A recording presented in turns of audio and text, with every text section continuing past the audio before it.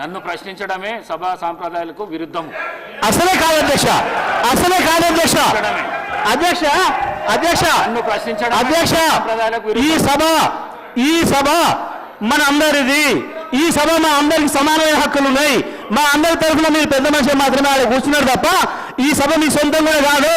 ఈ విషయం అధ్యక్ష అధ్యక్ష అధ్యక్ష వారు మాట్లాడిన ప్రతి పదం వెనుకకు తీసుకోవాల్సిందే. ఈ రోజు చైర్ని దూషించిన సందర్భంలో వారు క్షమాపణ చెప్పాల్సిందే అధ్యక్ష, క్షమాపణ చెప్పాల్సిందే అధ్యక్ష. అహంకారంతో మాట్లాడకూడదు అధ్యక్ష, క్షమాపణ చెప్పాల్సిందే అధ్యక్ష, క్షమాపణ చెప్పాల్సిందే. ఈ రోజు చైర్ పైన దూషణలు చేస్తూ బెదిరించే కార్యక్రమం చేస్తూ ఈ రోజు వారు చేసిన మాటలు విషయంలో తప్పకుండా జగదీశ్వర్ రెడ్డి గారు వారి పార్టీ పూర్తి స్థాయిలో క్షమాపణ చెప్పాల్సింది అధ్యక్ష.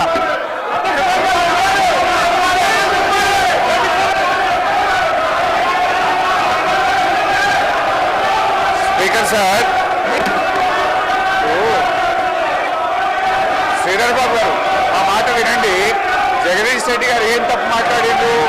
సభలో అందరు సభ్యులకు సమానమైన హక్కు ఉంటుంది. సభ అంటే ఒక కాంగ్రెస్ పార్టీకు, సభ అంటే ఒక ప్రభుత్వానికి సంబంధించింది కాదు, ప్రతిపక్ష శాసనసభ్యులకు కూడా సమానమైన హక్కు ఉంటుంది అని చెప్పి జగదీష్ రెడ్డి గారు అన్నారు. దాంట్లో ఎంత మాత్రం జగదీశ్వర్ రెడ్డి గారు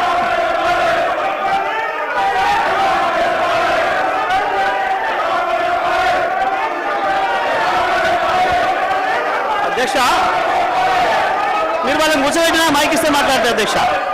వాళ్ళని కూర్చోబెట్టి నాకు మైక్ ఇవ్వండి, వాళ్ళని కూర్చోబెట్టి నాకు మైక్ ఇవ్వండి. సభను ఆర్డర్లో పెట్టి నాకు మైక్ ఇస్తే మాట్లాడతారు అధ్యక్ష, లేకపోతే నేను మాట్లాడిన అధ్యక్ష.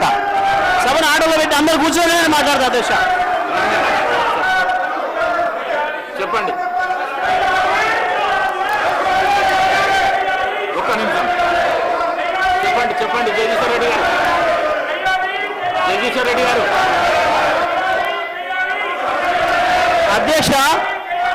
అధ్యక్షుల వారి బాధ్యత సభను ఆర్డర్లో పెట్టడము. సభ ఆర్డర్లో ఉంటేనే అందరూ కూర్చుంటేనే ఒక సభ్యుడు మాట్లాడాలి. నేను సభా సాంప్రదాయాన్ని నేను మాట్లాడుతున్నా, స్పీకర్ గారి పవర్స్ గురించే నేను మాట్లాడుతున్నా. స్పీకర్ గారి ఆదేశాల ప్రకారం అందరూ కూర్చుంటేనే నేను మాట్లాడతా. నేను అదే ప్రశ్నించదలుచుకున్నా.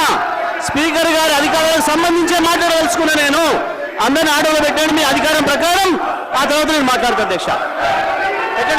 సభ ఆర్డర్ పెట్టండి అధ్యక్ష. మొత్తం రాష్ట్రం అంతా చూస్తుంది, కావాలని నేను మాట్లాడి చెప్తున్న విషయాలు తేలాలి. సభా సంప్రదాయాలు తేలాలి, స్పీకర్ గారి అధికారాలు ఎందుకు తేలాలి, సభ్యుల హక్కులు ఎందుకు తేలాలి అని తేలితేనే నేను మాట్లాడతా అధ్యక్ష. కూర్చోబెడితే మాట్లాడతా అధ్యక్ష. నేను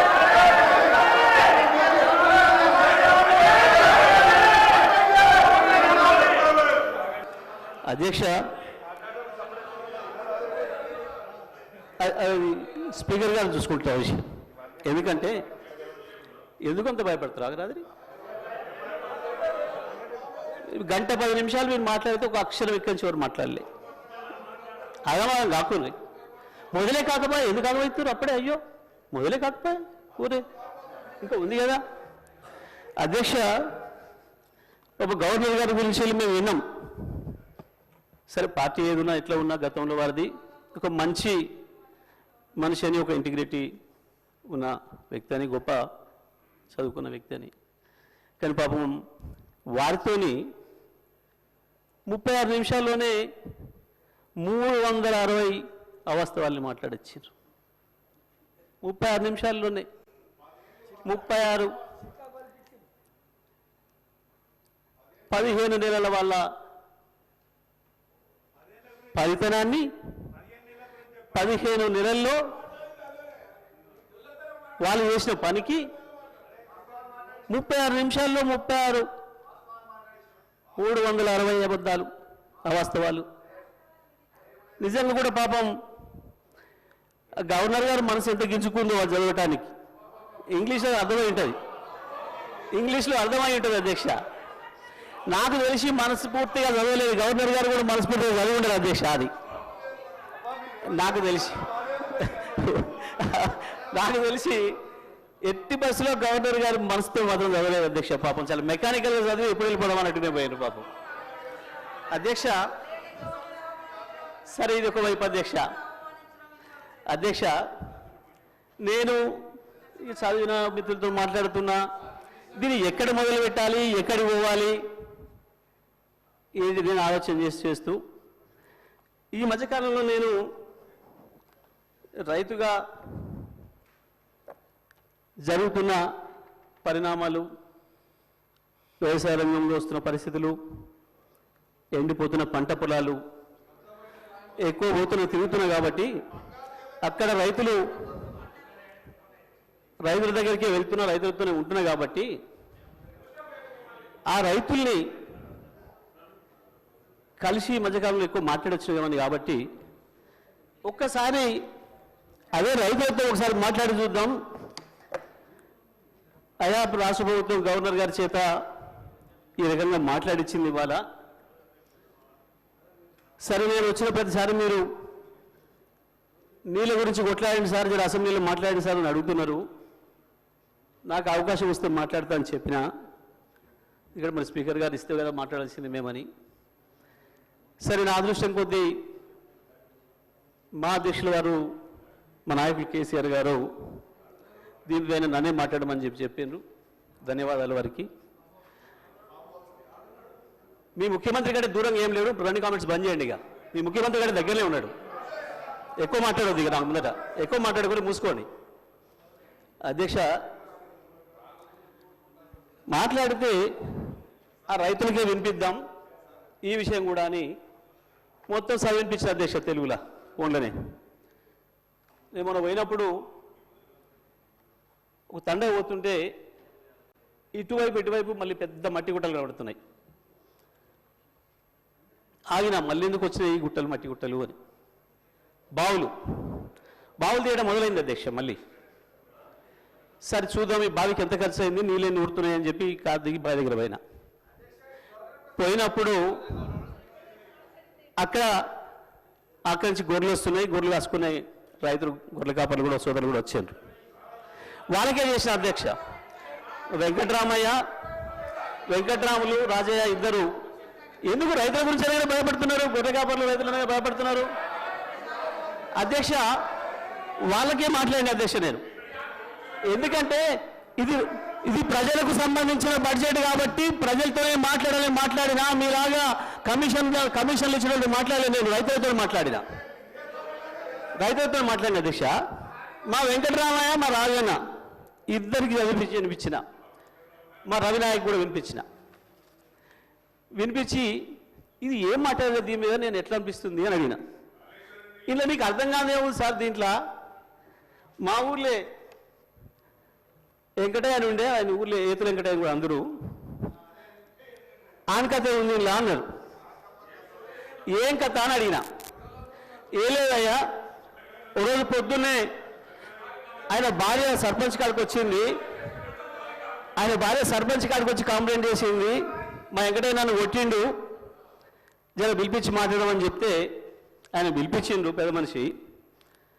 ఎందుకు కొట్టి ఏం సంగతి అని అడిగితే, నేను మా అమ్మగారింటికి నువ్వు పాలు వేయద్దుమని అన్నాడు, నేను పోస్తా అన్నా. నువ్వు పాలు వేస్తే ఊరుకోను అన్నాడు, నేను పోసి తీరుతానంటే నన్ను కొట్టిండు. పాలెక్కడి, నీకు బర్రె లేదా పాలెక్కడి అని చెప్పి ఆయన పెద్ద మనిషి అడిగింది అధ్యక్ష. అడిగితే నాకు 4 బర్రెలు ఉన్నాయి అన్నాడు అధ్యక్ష. ఈ 4 బర్రెలు ఎక్కడిదా, నీకు ఒకటి కూడా లేకపోయా, మా ఊరందరం చూస్తుంది 50 మంది ఉన్నాం, అందరూ తెలిసి నీకు బర్రెలు లేవా ఎక్కడిదా అంటే, అధ్యక్ష పోయిన బర్రె దొరికితే, సచ్చింది బతికితే, పోయింది దొరికితే, మా అత్తగారు ఒకటి పెడితే నేను ఒకటి కొంటే నాకు 4 బర్రెలు ఉంటాయి, నాకెందుకు 4 బర్రెలు అన్నాడు. ఇది కూడా అట్లనే ఉంది అధ్యక్ష ఈ గవర్నర్ గారి ప్రసంగము. అంతకు మించి ఒక అక్షరం కూడా తేడా లేదు. ఎక్కడ ఇచ్చారు అధ్యక్ష? రైతులకు రుణమాఫీ చేసినారు, రైతు భరోసా ఇచ్చినారు, 12,000 రూపాయలు నా ఈడిఎస్ కార్మికులకు ఇచ్చినారు, 12,000 రూపాయలు నా ఆటో కార్మిక సోదరులకు ఇచ్చినారు, 2,500 రూపాయలు మా మహాలక్ష్మి అక్క చెల్లెలకు ఇచ్చినారు, రైతులకు బోనస్ ఇచ్చినారు, తోం బంగారం ఇచ్చినారు. ఏమి ఇచ్చిన అధ్యక్ష? నా విద్యార్థి సోదరులకు స్కూటీలు ఇచ్చినారు అధ్యక్ష. 2 లక్షల ఉద్యోగాలు ఇచ్చి సంతోషంగా పెట్టినారు. ఎక్కడిచ్చిన అధ్యక్ష? ఎక్కడిచ్చి?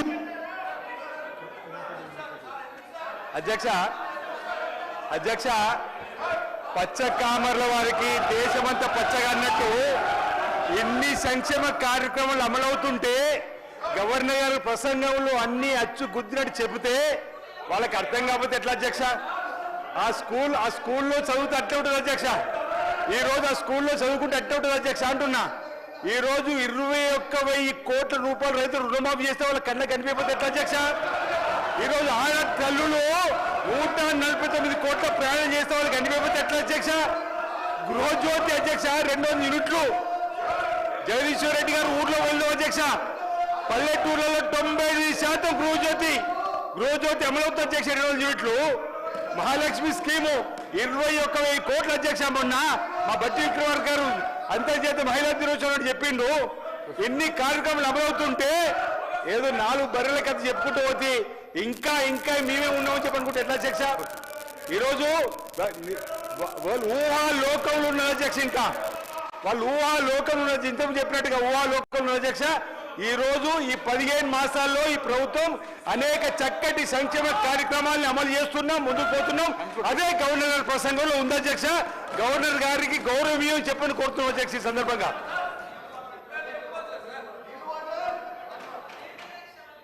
సార్ గౌరవ సభ్యులు మాట్లాడి సీదాక గౌరవ సభ్యులు సీతక్క మాట్లాడండి. వారు 2013 ఎన్నికల మేనిఫెస్టోలో కానీ మేనిఫెస్టో కంటే ముందు ఆయన పార్టీ పెట్టినప్పుడు కానీ ఒక అధికారానికి వచ్చేటప్పటికి ఒక 10 లక్షల సార్లు దళితుని ముఖ్యమంత్రి చేయకపోతే నా మెడ మీద తల ఉన్నది అను. నువ్వు ఇంప్లిమెంట్ చేసినావా? ఆఖరి దళితుడికి 3 ఎకరాల భూమి ఇస్తా, బోరేస్తా, మోటార్ ఇస్తా, 1.5 ఎకరం ఉంటే 1.5 యాడ్ చేస్తా, ఆయన ధనవంతుని చేస్తాను. చేసినావా? చేయలే. మూడవది, ఒక దళితుడు ప్రతిపక్ష నాయకుడు ఉంటే సంతలో పశువుల్లాగా ఎమ్మెల్యేలు కొనుక్కొని ప్రతిపక్ష హోదా లేకుండా చేసి దళిత వ్యతిరేకంగా నిరూపించుకున్నావు.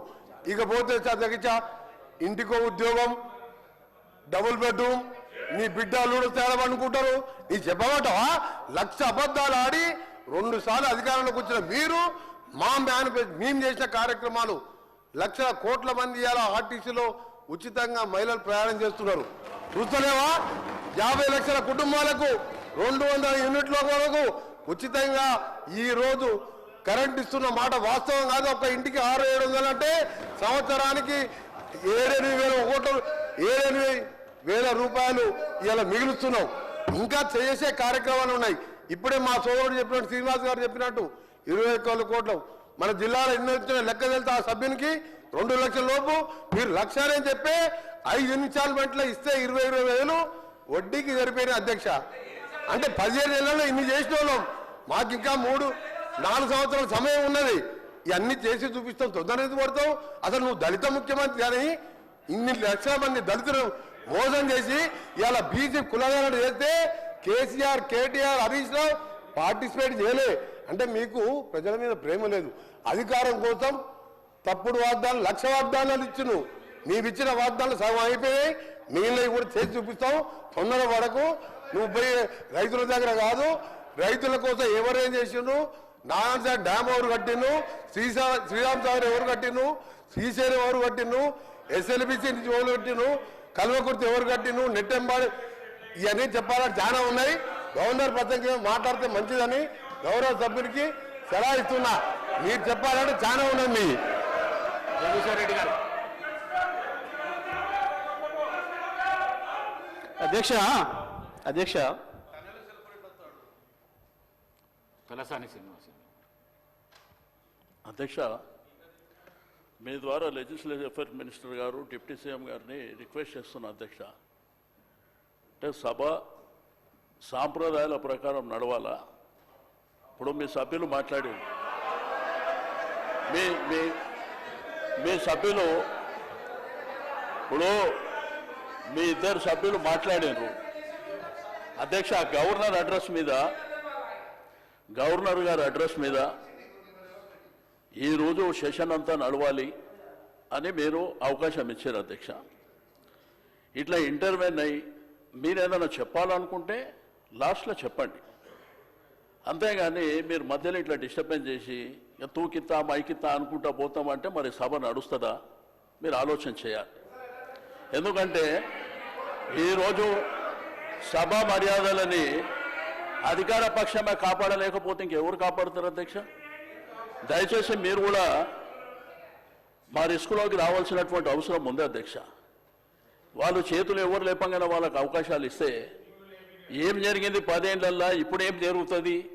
ఓకే, మాట్లాడతారు, జగదీష్ రెడ్డి గారు మాట్లాడుతున్నారు, వారికి అవకాశం వారు కంప్లీట్ అయిన తర్వాత మీరు మాట్లాడితే మాట్లాడుకోండి, అంతేగాని మధ్యలో డిస్టర్బెన్స్ చేసుకుంటా మీరు రాసుకొని వారు ఏమి మాట్లాడారో దాంట్లో మీరు రిప్లైలు ఇవ్వండి. అట్లా కాకుండా ప్రతిసారి మధ్యలో అంటే సభ నడవదు అధ్యక్ష. ఎందుకంటే మళ్ళీ వాళ్ళు మాట్లాడతారు, మళ్ళీ మేము మాట్లాడతామంటాము, మళ్ళీ మిగిలిన సభ్యులు మాట్లాడతామంటే అనవసరంగా సభ నడవదు అధ్యక్ష. దయచేసి సభ మర్యాదల ప్రకారం నడవాలనుకున్నప్పుడు మీరు తప్పకుండా మీరిద్దరు మాట్లాడినరు, మేమేమన్నా అన్నామా, మేమేమన్నా అవకాశం అడిగినామా, వాళ్ళు చెప్పిండ్రు. ఎందుకంటే ప్రభుత్వం సైడ్ నుంచి వాళ్ళు చెప్పిండ్రు, మా సైడ్ నుంచి కూడా గతంలో మేము ఏం చేసినాము, ఇప్పుడు మీరేం చేస్తున్నారు, భవిష్యత్తులో ఏం చేయాలనేటువంటిది మేము అడుగుతున్నాం, చెప్పాలి. అంతేగాని మీరు ప్రతిసారి మధ్యలో 2 నిమిషాలకు 3 నిమిషాలకు ఆయన స్టార్టే చేయకముందు ఆయన ఇంకా ఒక 2-3 నిమిషాలు మాట్లాడకముందే మీరు ఇద్దరిద్దరు మాట్లాడి ఇట్లా బుల్డోజ్ చేస్తాము, మాకు అధికారం ఉన్నది, మాకు మందబలం ఉన్నది కాబట్టి మేము చేస్తామంటే మీ ఇష్టం అధ్యక్ష. అది మేము కూడా ఏం చేసేది లేదు. ఎందుకంటే మీరు ఇదే విధంగా జరిగితే మమ్మల్ని రమ్మంటారా రావద్దంటారా మీరే చెప్పాలి. ఎందుకంటే ఇట్లా చేసుకుంటా పోతే కరెక్ట్ కాదు అధ్యక్ష. కాబట్టి దయచేసి నేను గౌరవ శాసనసభ వ్యవహారాల మంత్రి గారికి, డిప్యూటీ సీఎం గారికి రిక్వెస్ట్ చేస్తున్నా, మీరు దయచేసి మీరు మీ సభ్యులని తప్పకుండా మాట్లాడేటువంటి అవకాశం అందరికీ ఉంటుంది. కాబట్టి ఆర్డర్ ప్రకారం మాట్లాడేటువంటి కార్యక్రమాన్ని మీరు నిర్వహించాలని చెప్పి నేను రిక్వెస్ట్ చేస్తున్నా. సభ్యులు తలసాని శ్రీనివాస్ యాదవ్ గారు అంటే ఏలనేని గౌరవము, మరి వారు సీనియర్ శాసనసభ్యులు, కానీ ఎవరికంటే వాళ్ళకి నేను ఇవ్వలేదు. గవర్నర్ ప్రసంగం పైన ఆది శ్రీనివాస్ గారు మాట్లాడిండ్రు, మా ఈ సభ విప్పు, అందుకే వారికి అవకాశం ఇచ్చిన. తర్వాత మంత్రి గారు అడిగితే మంత్రి గారికి ఇచ్చిన. నా రిక్వెస్ట్ కూడా మీతో ఒకటే, ప్రతిపక్షాలకు గవర్నర్ ప్రసంగం పైన మాట్లాడితేనే మంచిది. డీవియేషన్ అయితే తప్పకుండా అక్కడికి వెళ్ళి ప్లీజ్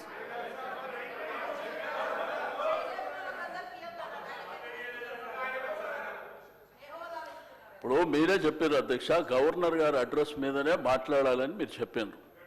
ఇద్దరు సభ్యులు అవే మాట్లాడారు అధ్యక్ష, అవే మాట్లాడిందా? ఇప్పుడు మంత్రి గారు మాట్లాడారు, అవే మాట్లాడిరా? నేను అడిగేది ఏంటంటే, నేను ఏ సభ్యులకు అవకాశం ఇవ్వద్దని నేను అంటలేను అధ్యక్ష. మాకు అవకాశం వచ్చినప్పుడు మేము చెప్పిన తర్వాత మీకు అవకాశం ఉన్నది, మీరు తర్వాత మాట్లాడండి అంటున్నా. మధ్యలో వాళ్ళు మాట్లాడి మేము మాట్లాడి అనవసరంగా సభాసాయం వృధా అవుతుంది అధ్యక్ష, అది పద్ధతి కూడా కాదు.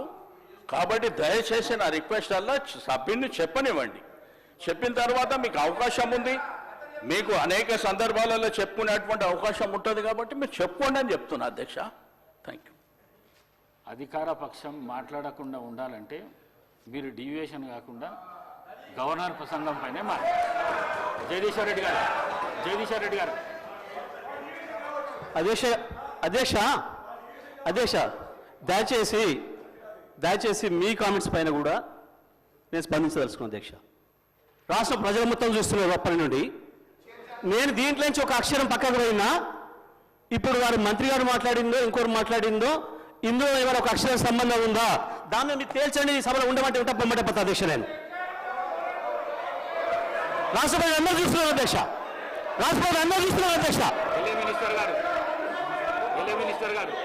అధ్యక్ష, వారు గతంలో మంత్రిగా చేసిన వారు, అనుభవం ఉన్న వ్యక్తి జగదీశ్వర్ రెడ్డి గారు. ఈ విధంగా ప్రస్తావన తీసుకొచ్చి స్పీకర్ గారిని బెదిరించే మాట మాట్లాడకుండా ఉంటే బాగుంటుంది అధ్యక్ష. తప్పకుండా వారు వాపసు తీసుకోవాలి. ఖచ్చితంగా కూడా బెదిరించడం జరుగుతూ ఉంది అధ్యక్ష. చైర్ను బెదిరించడం జరుగుతూ ఉన్న సందర్భం ప్రత్యక్షంగా మొత్తం యావత్ రాష్ట్రానికి సంబంధించిన ప్రజలందరూ కూడా చూస్తూ ఉన్నారు. దయచేసి కోరుతా ఉన్నాం, that is not the way. Srinivas Yadav గారు 2 విషయాలు చెప్పారు, మేము విన్నాము. మళ్ళా అదే ప్రస్తావన తీసుకొచ్చి ఈరోజు వారు చెప్తా ఉన్నారు అధ్యక్ష, గవర్నర్కు సంబంధించిన ప్రసంగానికి సంబంధించి ఏదో మాట్లాడినారు, ఆర్టిఫిషియల్ ఇంటెలిజెన్స్ అన్నారు, ఇంకేదో అన్నారు, ఇంకా విన్నాం. దానికి కూడా సమాధానం చెప్తాం, దానికి ఏం ప్రస్తావన లేదు. తిరిగి తీసుకొచ్చి గవర్నర్ ప్రసంగమే విషయంలో అనేక సందర్భాల్లో వారు చెప్పుకుంటూ పోయి 10 నిమిషాల తర్వాత ప్రసంగానికి సంబంధించిన అంశం మాట్లాడకపోక మా మంత్రి గారు కానీ మా సభ్యులు కానీ స్పందించడం జరిగింది. ఈరోజు వారు కంపారిజన్ తీసుకొస్తా ఉంటే సంవత్సరంలో మేమేం చేసినాం, 10 సంవత్సరాల్లో ఏం చేయలేకపోయినారో చెప్పింది తప్ప దీంట్లో వాస్తవికంగా వారిని ఏదో కార్నర్ చేయాలనో మమ్మల్ని ఏదో అన్నారని కాదు. దయచేసి నేను గౌరవ జగదీశ్వర్ రెడ్డి గారికి తెలియజేస్తా ఉన్నా, తెలియంది కాదు. గవర్నర్ ప్రసంగానికి సంబంధించి మీరున్నది అనుభవం ఉంది, మీకు మంత్రిగా చేసిండ్రు, ఈ విధంగా చేస్తే బాగుంటుందని చెప్పండి. మేము సాధారణంగా స్వీకరించడానికి పెద్ద హృదయంతో ఉన్నాం. కానీ ప్రతి అంశాన్ని కూడా ఇది చేయలే అది చేయలే, సంవత్సర కాలంలో ఏం చేయలేస్తారు ప్రభుత్వం, ఏం చేయదలుచుకున్నది, ఏం చేయగల సత్తా ఉన్నది చూపెట్టిన అధ్యక్ష. 14 నెలలలో మేం చేసిన ప్రతి సంక్షేమ కార్యక్రమం విషయంలో వారు 2014 నుంచి 2015 వరకు ఏం చేయలేకపోయినరో 1 సంవత్సర కాలంలో నిలబెట్టి రాష్ట్ర ప్రజలకు తెలియజేసినాం. మేము ఖచ్చితంగా చెప్పదలుచుకున్నాం అధ్యక్ష. నేను దయచేసి ఈరోజు కూడా చెప్తా ఉన్నాం అధ్యక్ష, వారికంతా అనుభవం ఉంది. ఉన్న సందర్భంలో ఆ అనుభవాన్ని కూడా షేర్ చేసే ప్రయత్నం చేయమని చెప్తా ఉన్నాం. కానీ నేను ఈరోజు కూడా చెప్తా ఉన్నాం, మీరందరూ కూడా అనుభవజ్ఞులు, మీరు కూడా అనుభవజ్ఞులు సార్. మీరు మీ అందరి అనుభవం కూడా తెలియజేయండి. మన తెలంగాణ రాష్ట్ర ప్రజలకు ఉపయోగపడే విధంగా ఒక కార్యాచరణలో అడుగు పెడతా ఉన్న సందర్భంలో దాన్ని అడుగు అడ్డం వేయకుండా అడుగు కొద్దిగా ఇటు పోయినా చెప్పండి. మీరు కాదంటలేము. మీరు వ్యంగ్యంగా నవ్వినా ఏది నవ్వినా ప్రజలు మీ పరంగా వ్యంగ్యంగా నవ్వింది కనుక మేము ఇక్కడ ఉన్నాం. మేము మా పరంగా వ్యంగ్యంగా నవ్వకుండా ఉండే చూసే ప్రయత్నంలో ప్రతి అడుగు వేస్తాం. రాబోయే 4 సంవత్సరాల్లో కూడా ఈ రోజు కూడా చెప్తా ఉన్నాం అధ్యక్ష, మీరు మంచి సూచనలు ఇవ్వండి. శ్రీనివాస్ యాదవ్ గారు చెప్పారు సభా సాంప్రదాయాలను, సరే వారు ఏ విషయంలో చెప్పిందో ఏం సాంప్రదాయాలను పాటించే కార్యక్రమం చేయదలుచుకున్నాం కనుకనే ఈ విధంగా నడుస్తూ ఉన్నాం అధ్యక్ష. దయచేసి సహకరించి సబ్జెక్టు పరిమితమై ముందుకు పోవాలని కోరుతా ఉన్నాం అధ్యక్ష.